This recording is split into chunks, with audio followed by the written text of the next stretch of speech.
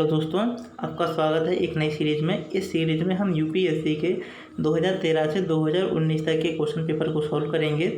तो सबसे पहले हम 2013 का क्वेश्चन पेपर सॉल्व करते हैं। प्री के इस 2013 के क्वेश्चन पेपर में हम पहले 10 क्वेश्चन को सॉल्व करेंगे और 10-10 क्वेश्चन करके हम पूरे 100 क्वेश्चन को सॉल्व करेंगे और उन्हें समझने का प्रयास करेंगे कि इन्हें कैसे सॉल्व करना चाहिए। तो सबसे पहला क्वेश्चन है कि यदि राज्यसभा किसी धन विधेयक में सारभूत संशोधन करती है तो तत्पश्चात क्या होगा। तो इससे पहले हमें समझ लेना चाहिए कि धन विधेयक के मामले में लोकसभा राज्यसभा से ज़्यादा शक्तिशाली बनाया गया है, क्योंकि इसमें जनता के धन से इस्तेमाल से संबंधित बातें होती हैं। इसलिए सिद्धांततः यह आवश्यक है कि इसका इस्तेमाल जनता के प्रत्यक्ष प्रतिनिधि करें। दूसरा यह है कि राज्यसभा में सरकार को पूर्ण बहुमत प्राप्त हो, यह कोई ज़रूरी बात नहीं है और बिना धन के सरकार कार्य नहीं कर सकती। यदि किसी मुद्दे को लेकर सरकार व विपक्ष के बीच टकरार हो गया तो विधेयक कभी पारित ही नहीं हो पाएगा या फिर पारित होने में समय लगेगा। इसलिए भी जरूरी है कि राज्यसभा के पास धन विधेयक को लेकर कम शक्तियाँ हों। तो आखिर राज्यसभा के पास क्या शक्तियाँ हैं, तो वह केवल इस पर बहस कर सकती है और लोकसभा को इससे संबंधित सिफारिश दे सकती है और 14 दिनों तक इस प्रस्ताव को रोकर रख सकती है। यदि इस प्रस्ताव को उसने 14 दिनों तक रोकर रखा है तो विधेयक अपने आप ही पारित मान लिया जाता है। लेकिन अगर यदि उसने लोकसभा को कुछ सिफारिशें दी हैं तो लोकसभा उसको मानते हुए या ना मानते हुए विधेयक को पारित कर सकती है।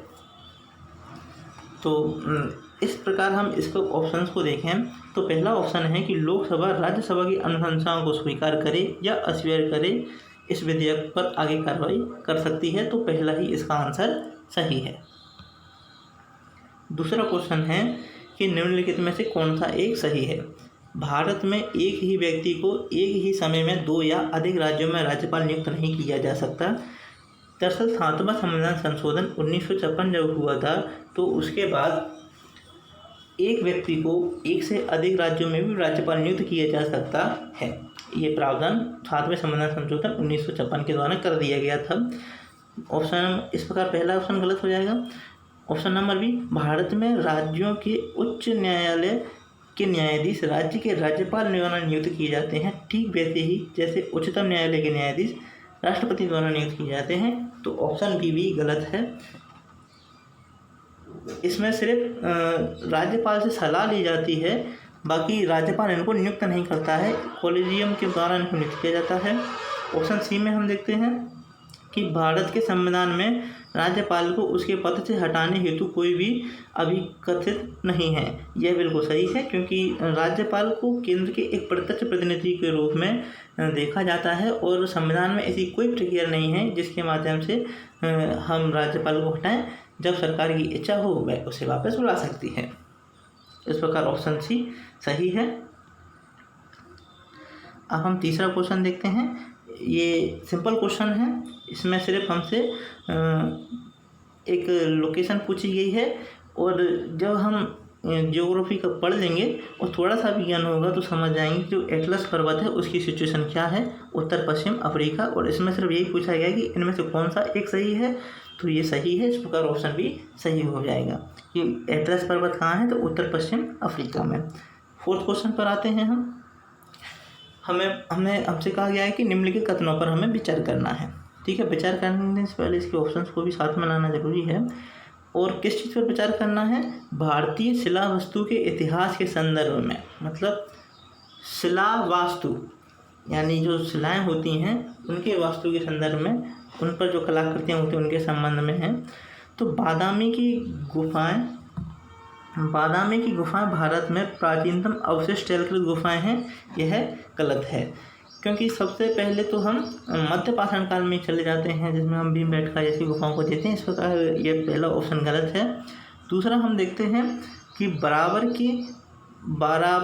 बाराबर दोनों ही नाम मिलते हैं हमें इतिहास की किताबों में कि बाराबार की शैलकृत गुफाएं सम्राट चंद्रगुप्त मौर्य द्वारा मूलतः आजीविकों के लिए बनवाई गई थी।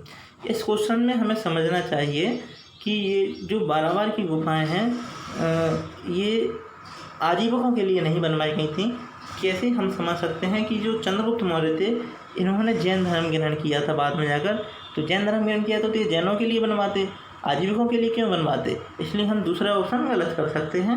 अब तीसरा ऑप्शन एलोरा में गुफाएं विभिन्न धर्मों के लिए बनाई गई थीं। यह सही है। जैसे कि हमें एलोरा से एक भित्ति चित्र मिलता है जिसमें भगवान विष्णु को नरसिंह के रूप में दिखाया गया है, तो तीसरा सही है। इस प्रकार केवल सी इसका आंसर हो जाएगा। अगला क्वेश्चन हम देखते हैं कि पुनर्योगज डीएनए प्रौद्योगिकी यानी कि आनुवांशिक इंजीनियरिंग जीनों को स्थानांतरित होने देता है।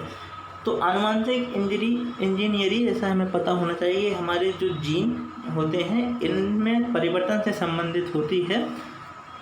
तो इसके ऑप्शंस को हम देखें कि यह पौधों से विभिन्न जातियों में स्थानांतरण, या जंतुओं से पौधों में, और सूक्ष्म जीवों से उच्चतर जीवों में। तो इनमें हमें बताना है कि आखिर किस में जीनों के स्थानांतरण के बारे में ये आनुवांशिक इंजीनियरिंग होती है। तो ये तीनों ही इसके आंसर सही है। मतलब अब अगला क्वेश्चन देखते हैं। ये क्वेश्चन थोड़ा कॉमन सेंस बेस्ड है।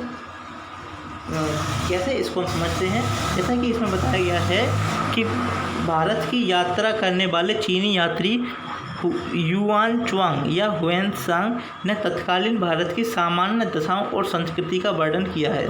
इस संदर्भ में निम्नलिखित में से कौन सा कथन सही है। अब हमने हुएनसांग के विवरण को तो नहीं पढ़ा, अब हम इस क्वेश्चन को कैसे सॉल्व करें, तो इसको समझते हैं।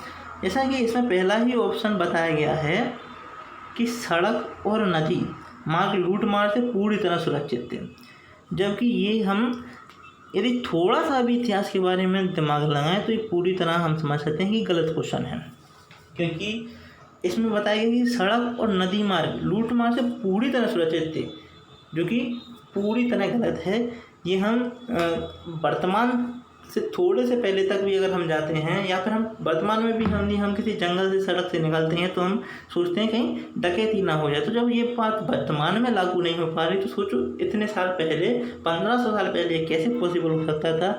यानी कि यह पहला कथन गलत है। जैसे ही हम पहले को गलत करते हैं तो ऑप्शन ए गलत हो जाएगा, ऑप्शन सी गलत हो जाएगा, ऑप्शन डी गलत हो जाएगा। इस प्रकार बचेगा केवल ऑप्शन बी। अगला क्वेश्चन, निम्नलिखित पर विचार कीजिए। ये हमें 4 जीव दिए हैं। एक तारा कछुआ है, मॉनिटर चिपकली, बामन सुअर और स्पाइडर बामन। इसमें हमें बताना है कि कौन से हैं जो प्राकृतिक रूप से पाए जाते हैं। तो इसमें जो शुरुआत के 3 हैं ये प्राकृतिक रूप से पाए जाते हैं। इस प्रकार ऑप्शन ए सही हो जाएगा।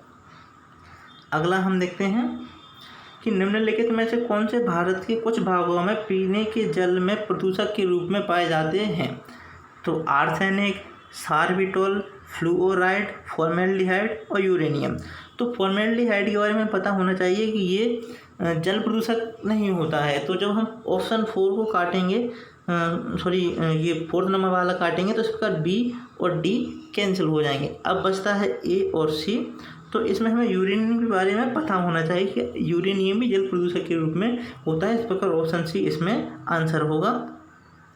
9th, ये सरल क्वेश्चन है कि भारत के इतिहास के संदर्भ में प्रांतों में संविधान सभा के सदस्य इन सदस्यों का चुनाव कैसे किया गया था।